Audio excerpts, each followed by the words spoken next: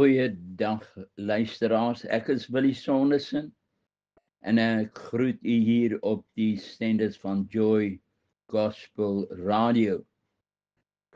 Ek nooi u om saam met my te kuier hier op my program Wolke van Getuienis.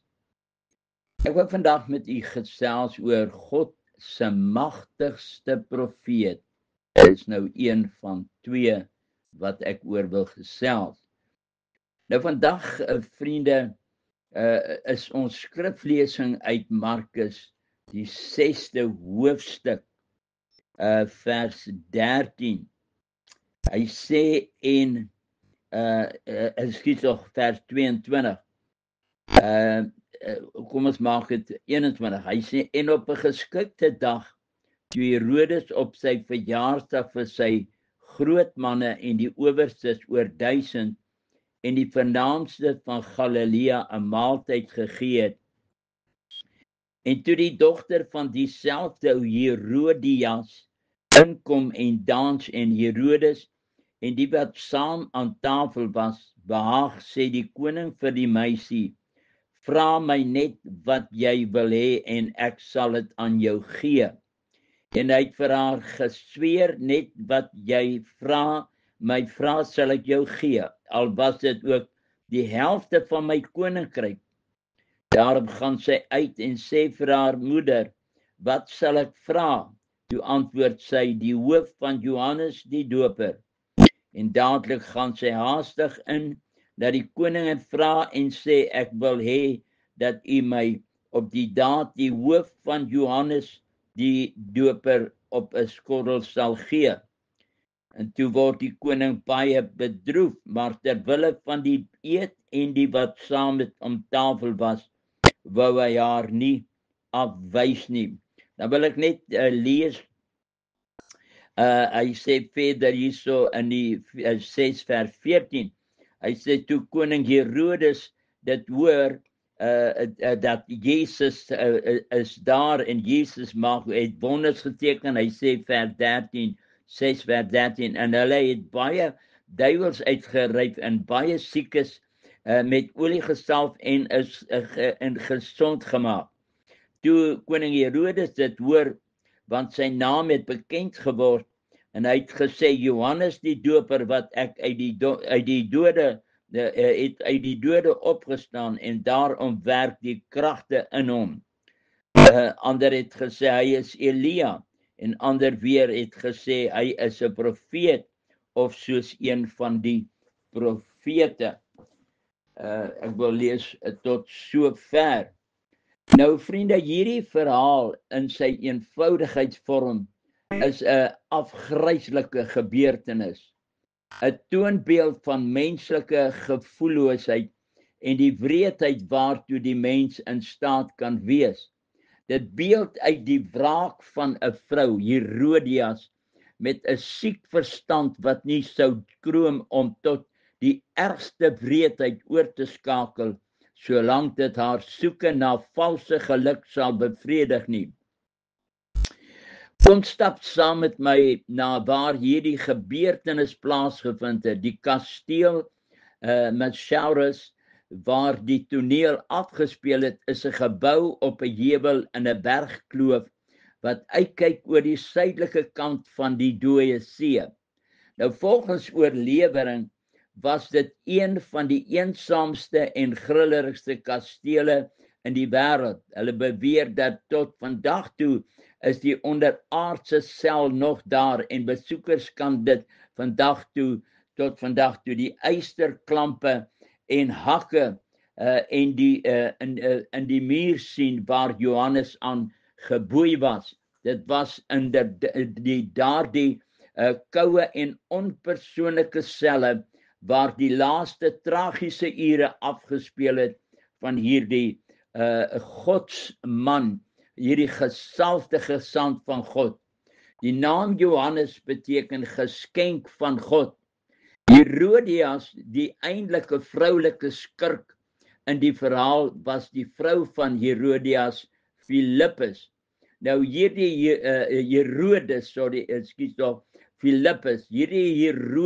Philippus het niks geërf van sy vader Herodes die Grote, wat geleef het in die tyd toe Jesus gebore is, en wat ook die gruisame bevel uitgevaardig het, dat al die seentjies van 2 jaar moet doodgemaak word. Herodes Philippus het as 'n gewone burger in Rome gebly. Sy broer Herodes Antipas het oor Galilea geregeer, en hy het op 'n stadium sy broer Herodes Philippus in Rome besoek. Nou tydens daardie besoek het Herodes Antipas, wat oor Galilea geregeer het, Herodias, die vrou van Herodes Philippus, verlei, en hy het haar gevra om met hom te trou. Sy het ingestem en hy is toe met haar getroud, en sy is saam met hom na waar hy geregeer het in Galilea. Nou Herodes Antipas was 'n bekende politieke figuur en was deur Rome aangestel, terwyl sy broer Herodes Philippus maar net 'n gewone burger in Rome was. Terug in Galilea het Johannes die vreemde vrou aan die sy van Herodes Antipas gesien en hom in die openbaar bestraf en gesê dat jy mag nie jou broer se vrou geneem het nie. Herodes het teenstrydig met die Joodse wette met hierdie Herodias getrou. Ons het Johannes leer ken as 'n ernstige man wat nie geskroom het om te staan vir die waarheid en die soewereiniteit van God nie. Daar was profete, priesters en skrifgeleerdes en hoëpriesters, maar Johannes was die enigste mondstuk van God wat gestaan het teen die sonde. Hy het nie geskroom om te midde van die teenwoordigheid van die dood te sê wat God nie goedgekeur het nie. Hy was nie bang vir die wagte van Herodes nie. Hy was nie bang vir die regering van Herodes nie, Antipas nie, want hy het gekom om die lig wat kom te verkondig. Hy was God se geskenk om die weg van die Messias voor te berei. Johannes was bewus van die wrede verlede van Herodes, se vader wat die verlosser van die wêreld sou vermoor het. Hy was bewus van die bloedlyn van wreedheid wat deur die Herodes familie geloop het. Nou hierdie wreedheid was so erg dat daar 'n gesegde in Israel was wat gesê dat dit beter was om Herodes die Grote se vark te wees as sy seun. Hy het nie geskroom om etlike lede van sy familie en 3 van sy eie seuns te vermoor nie. Johannes het die geregtigheid van God hoër geag as sy eie lewe. Hy het in die openbaar Herodes aangevat en vir die volk vertel dat hy lewe in oorspel met die vrou van die vrou Herodias, die vrou van Herodes Philippus. Herodes was te midde van die bestraffing deur Johannes nog ten gunste van Johannes gewees. Maar dit was 'n ander geval met Herodias, die vrou met 'n kriminele brein wat Johannes vuriglik gehaat het. Sy wou liewer sy mond stil maak en liewer hom dood wou sien om sodoende haar gewete stil te maak. So het sy gedink. Sy het gedink dat as sy Johannes uit die weg kan ruim, sal sy uit die argiewe van haar gewete haar sondes vir altyd kan uitwis. Maar sy het nie rekening gehou met haar gewete nie. God se magtigste profeet. Jou gewete sal by jou bly tot die dag dat jy voor die wit troon gaan staan, of totdat jy daar die gewete skoongemaak het deur jou sondes te bely. Die bloed van Jesus Christus reinig ons van al ons sondes. Herodias het verkies om die pad van die dood te loop. Dit is die strategie van die duiwel, so werk Satan. Hy begin met 'n onskuldige verhouding en later het dit omgesit in moord in. Nou, ek was in Johannesburg gebly, ek was ook 'n speelder daar. Nou, in Johannesburg het 'n pragtige dametjie by 'n meubelplek gewerk, om net vir u te wys hoe werk hierdie profeet in jou lewe.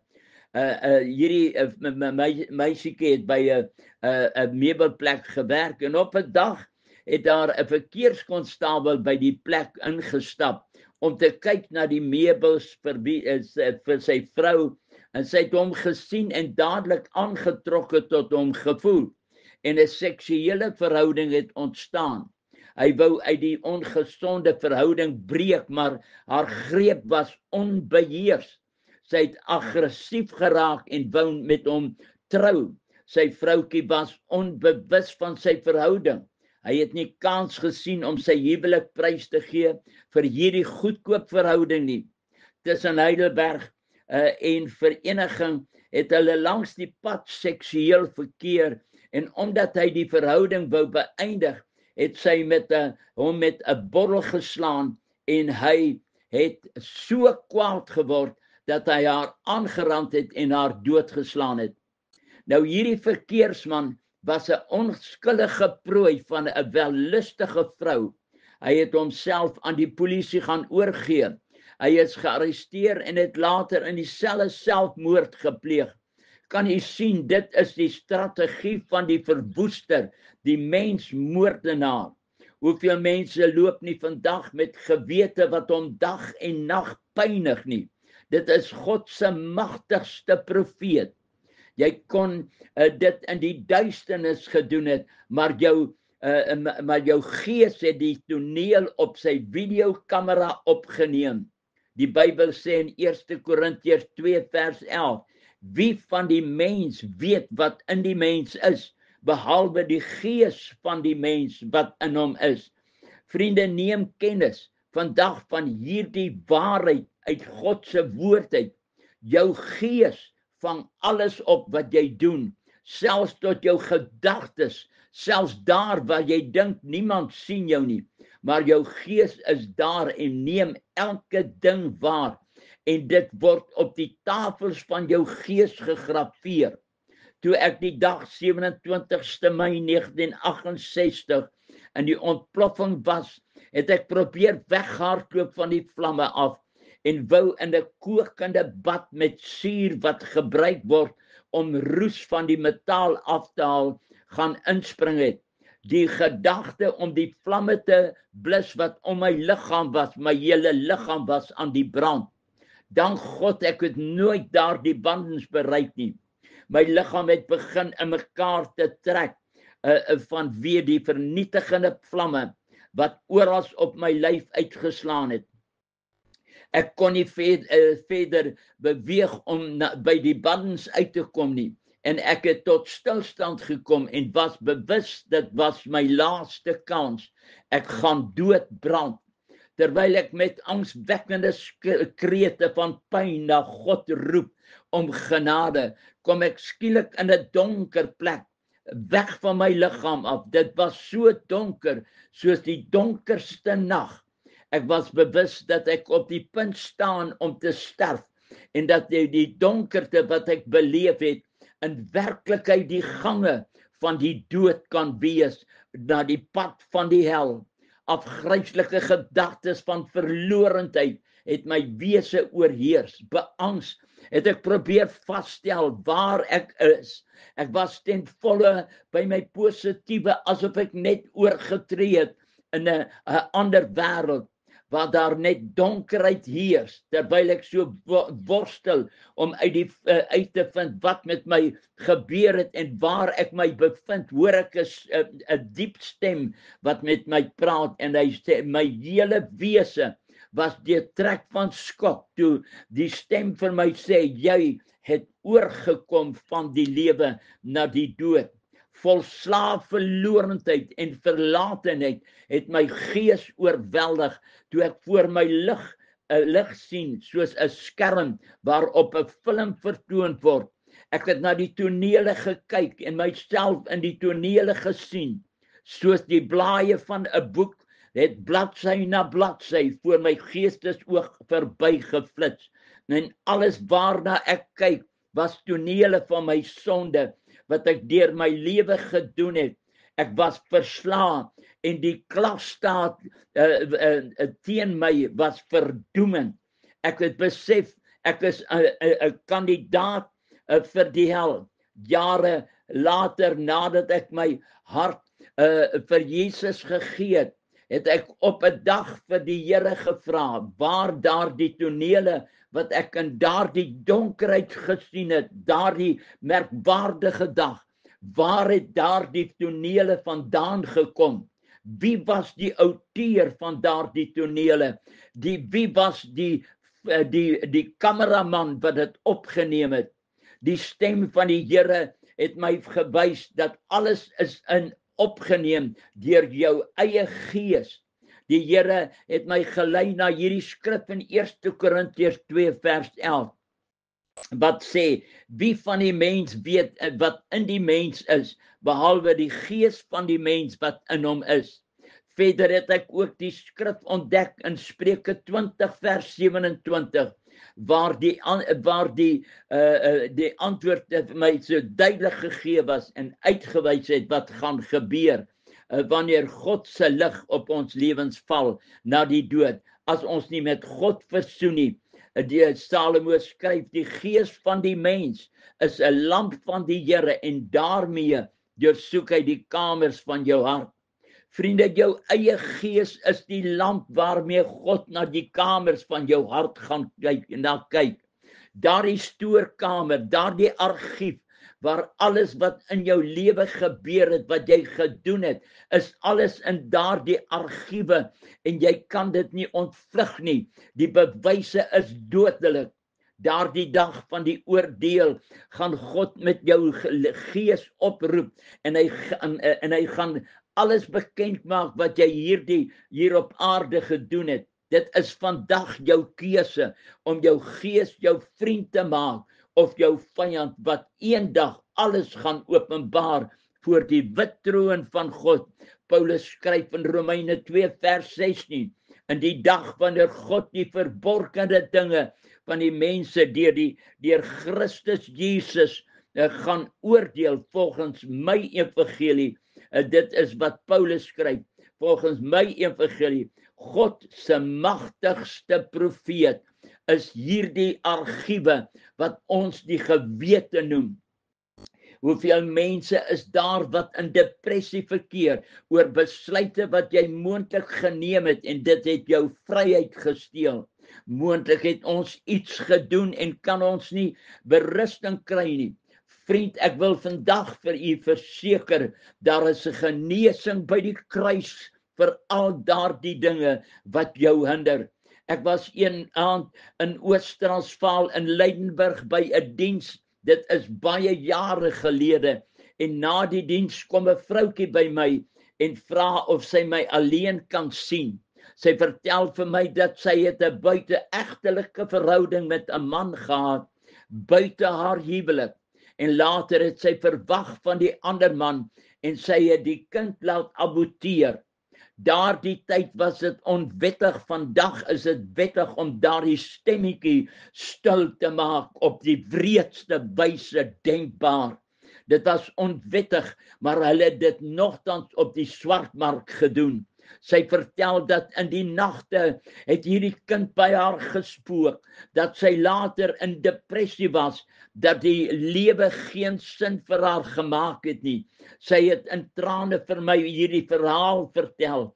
Ek het gesien hoe die wonde van haar verlede gebloei het. Sy het vertel dat sy op die punt gekom het om 'n einde aan alles te maak. Daar is vir haar geen geluk en vrede meer oor nie. As sy haar oë toemaak, dan sien sy daai kind.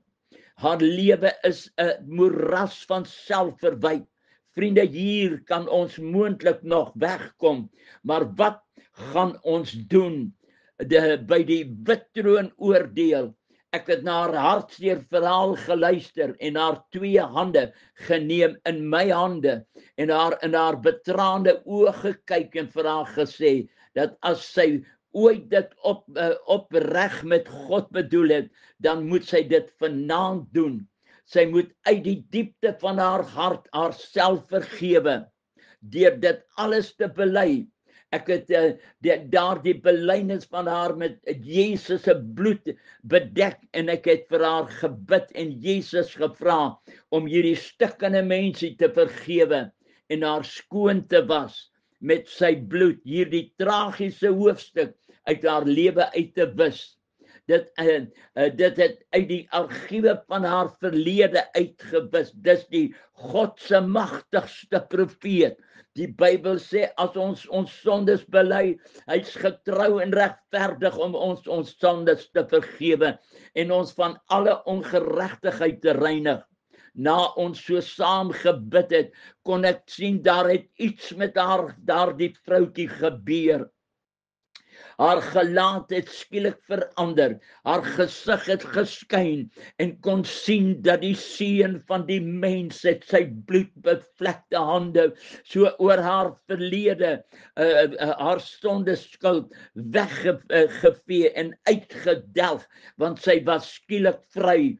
Ek het saam met haar gehuil, sy het gevoel hoe dat God haar vergewe het en daardie sonde uitgedelg het en weggeruim in die vergetenheid en die skuldgevoel het verdwyn. Vriende, dit is mos waarom Jesus gekom het om vrylating te bring vir die gevangenes, vreugdeolie vir 'n gebroke hart. Hierdie vroutjie het my verseker dat sy voel asof daar 'n las van haar afgeval het. Vriende, dit is jou keuse. Jy kan steeds vrykom, maar die meeste mense kies die weg van die dood. Met Herodias was dit die geval. Elke keer wat sy Johannes gesien het haar gewete haar aangekla, God se magtigste profeet. Elke keer dan kom die gedagte by Herodias op. Hierdie is die man wat in my pad staan na volmaakte geluk, terwyl haar man in Rome bly. Herodes, Philippus, vriende, jy kan nie geluk soek op ander se seer en ongeluk nie. Baie mense raak in verhoudings betrokke en skei van hulle mans of vrouens en laat soveel hartseer agter. Kinders wat huil en smeek, papa, kom terug. Mama, kom terug, dat ons weer 'n normale lewe kan hê. Daardie roepstem van die welis is sterker as die geluk van die mense wat jy agtergelaat het. Ek het nou die dag 'n SMS gekry waar 'n vrou my hierdie hartseer verhaal vertel, dat haar man wat vir mense gebid het en wat die woord verkondig het in 'n verhouding met 'n ander vrou geraak. En toe sy seun, wat 'n aspirante pastoor reeds was, en pas sy eksamens geslaag het, en 'n aanstelling ontvang het, dit hoor, was hy so geskok in sy pa, en hy het dit so ter harte geneem, dat sy pa, sy mentor, die een wat vir hom die evangelie verkondig het, die een wat in die kerk opgestaan het en vir mense gebid het, sy pa, hierdie persoonlikheid, na wie hy opgekyk het, in 'n verhouding betrokke was, dat hy petrol oor homself gegooi het, en 2 weke later, in die grootste en ergste pyn, in die hospitaal gesterf het. Herodias het haar man sonder om te skroom verlaat en agter haar sieklike strewe na beroemdheid haar geluk probeer soek. Haar gewete het haar aangekla. Elke keer wat sy van Johannes gehoor het jou vriende het dit haar aangekla. Jou gewete is God se magtigste profeet. Sy het gedink dat om hom uit die weg te neem sal daar berusting kom vir haar gewete. Maar vriende, ek sê weer, jy kan nie geluk op ongeluk bou nie. Sy het 'n man agtergelaat in Rome wat ook vir haar lief was en selfs 'n kind by haar gehad het, 'n dogter met die naam van Salome, maar sy die glanswêreld van 'n beroemde, versteurde vors verkies. Deur haar toedoen is Johannes gearresteer en is hy in die ondergrondse sel gegooi, waar hy aan eisters gehang het in 'n koue en onpersoonlike persoonlike mibbe sel. Steeds vandag kan besoekers aan daardie kasteel deel nalatenskap van 'n versteurde obsessie gesien kan word. 'n Getuienis van 'n erfstuk van die wreedheid van die verlede. Vriende gaan u gebukkend onder die druk van 'n skuldige gewete, dat jy nagte nie kan slaap nie. Jy dwaal in die huis rond, jou dae is nie meer gelukkig nie. Jy val in depressie, jy gryp na die drankbottel, maar kan geen geluk vind nie. Daar is uitkomste vanaand, wil ek vir jou sê, bely dit vandag. Vandag kan God daardie verwyte, daardie gewete ook skoonmaak en stil maak met sy bloed. Beken jou skuld, beken wat jy gedink het om hom uit die weg te neem. Vriende, ek sê weer, jy kan nie geluk op ongeluk bou nie. Jy moet dit weer maak. Vriende, ons gaan gebukkend onder hierdie druk van 'n skuldige gewete. Maak ons gewete skoon, Jesus naam. Vriende, dis nie na die drankbottel te gryp nie. Dit gaan nie help nie. Persoonlike 'n mibbe sal wag vir jou gedagtes gaan jou, it's going to haunt you, it's going to put you in depression. Vriende, gaan u gebukkend daardie verwyte wat jy het, dit bly by jou, dit verander nie. Dit bly net daar by jou, dit kom nie. Jy weet soms nie wat te doen nie. Ek kan vir u dinge vertel van mense wat absoluut vasgevang was in 'n greep van hierdie verwyte. Die God se magtigste profeet. Ek wil vir jou sê, Jesus kan jou vergewe. Soos hy daai vroutjie vergewe het, so kan hy vir jou ook vergewe en jou gewete uitwis en vir jou 'n nuwe hoop en 'n nuwe geluk gee. Ek gaan vir u 'n gebed doen. Vader, ek bid vanaand vir hom wat vanaand loop met hierdie las, met hierdie groot las op sy skouers. Here, vir hom of vir haar, dat jy hulle vry sal maak in hierdie oomblikke. Vader, vergewe hulle, sit hulle vry in Jesus magtige naam. Willie Sonnes en groet tot volgende week. Maranatha, Jesus kom. Amen.